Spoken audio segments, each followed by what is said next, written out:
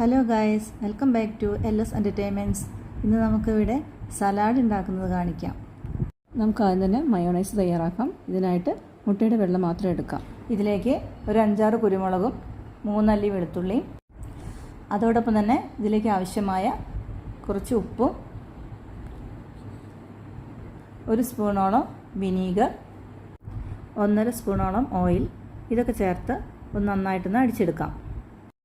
ഞാനിവിടെ സാലഡിന് ആവശ്യമായ കുറച്ച് പച്ചക്കറികൾ ഇവിടെ കട്ട് ചെയ്ത് വെച്ചിട്ടുണ്ട്. ഇതിൽ ഞാൻ എടുത്തത് കുറച്ച് തക്കാളി, കുക്കുംബർ, സവാള, ക്യാരറ്റ്, കാബേജും കോഴിമുട്ടയുണ്ട്.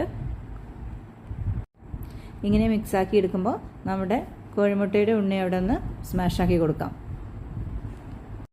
ഇനി ഇതിലേക്ക് നമ്മൾ ആദ്യം അടിച്ചു വെച്ച മയോണൈസ് ഒന്ന് ചേർത്ത് കൊടുക്കാം.